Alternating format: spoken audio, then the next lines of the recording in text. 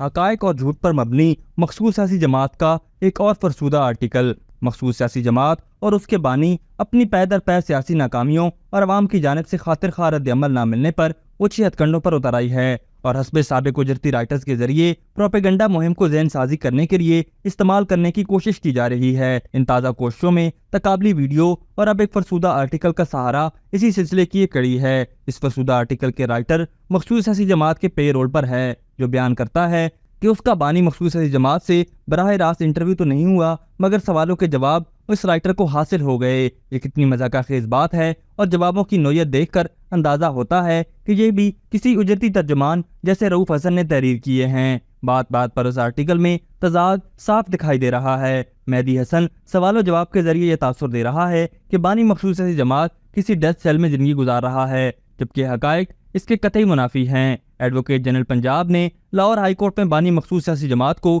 Security دینے کے حوالے سے سماعت کے دوران یہ رپورٹ جمع کروائی تھی کہ بانی مخصوص سیاسی جماعت پر ماہانہ 12 لاکھ روپے کا خرچ آ رہا ہے۔ بہترین کھانا خصوصی کچن میں تیار ہوتا ہے، جبکہ ارد گرد کے 6 کمرے بھی بانی مخصوص سیاسی جماعت کے لیے مختص کیے گئے ہیں۔ اس کے ساتھ ساتھ ان کی سیکیورٹی کے لیے 14 سیکیورٹی اہلکار تعینات ہیں۔ رپورٹ میں یہ بھی کہا گیا ہے کہ بانی مخصوص سیاسی جماعت کو جیل میں ورزش کے لیے مشین اور دیگر سہولیات جیسا کہ ٹیلی ویژن بھی فراہم کیا گیا ہے، جس پر متعلقہ عدالت نے اطمینان کا اظہار بھی کیا تھا۔ یہاں یہ سوال نہایت اہم ہے کہ بھلا اتنی پرتعیش سہولیات کے ساتھ ایک لمبے عرصے تک قید کاٹنا کون سا مشکل کام ہے، مگر مخصوص سیاسی جماعت اس پر بھی جھوٹے پروپیگنڈے کے ذریعے عوامی ہمدردی حاصل کرنا چاہتی ہے۔ اس آرٹیکل میں مخصوص سیاسی جماعت کو کھوتی ہوئی مقبولیت اور بکھلاہٹ صاف نظر آ رہی ہے۔ ایک مرتبہ پھر سابق آرمی چیف جنرل باجوہ پر اپنی حکومت گرانے کا الزام لگا کر اپنے پرانے بیانیے میری حکومت کے خلاف امریکہ نے سازش کی تھی سے یو ٹرن لے لیا ہے، کیونکہ مخصوص سیاسی جماعت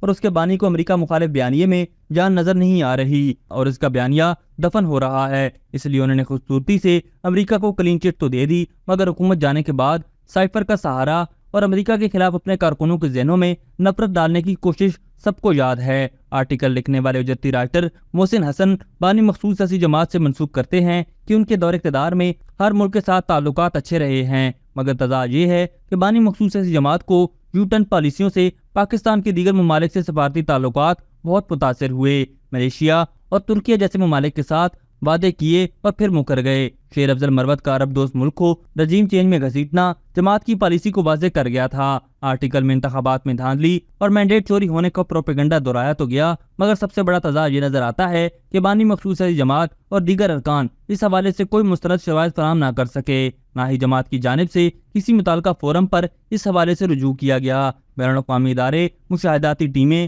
انتخابات کے پرامن اور شفاف ہونے کی مہر ثابت کر چکی ہیں۔ پاکستان کی باشعور عوام اس سوال کو پوچھنے میں حق بجانب ہے کہ بانی مخصوص سیاسی جماعت کے ہر بیانیے میں اس قدر تضاد کیوں ہوتا ہے۔ بانی مخصوص سیاسی جماعت اپنے اوپر ریاستی قانون کے اطلاق کو ہر لحاظ سے غیر آئینی اور غیر جمہوری سمجھتے ہیں، مگر ان کے نزدیک کیا قانون ہاتھ میں لینا، ریاستی املاک کو نقصان پہنچانا، جلاؤ گھراؤ کرنا آزادی رائے اور ایک جمہوری عمل ہے؟ ان سوالات کا جواب بھی ضروری ہے۔ بظاہر یہ نظر آ رہا ہے کہ حکومت اور ریاستی اداروں کے ٹوک موقف نے اس جماعت اور اس کے بانی کو بوکلاہٹ کا شکار کر دیا ہے۔ لیے بہانوں سے سوشل میڈیا کے ذریعے کبھی گھوست آرٹیکلز، کبھی خود ساختہ تقابلی جائزوں پر مبنی جھوٹی ویڈیوز اور اجرتی رائٹر سے من پسند بیانیے پر مبنی آرٹیکلز کا مقصد محض ریاستی اداروں پر بغیر ثبوتوں کے کیچڑ اچھالنا ہے۔ عوام کی کثیر تعداد اس انتشار پسند ٹولے، اس کے بانی اور بل کھاتے بیانیوں کو اچھی طرح پہچان چکی ہے۔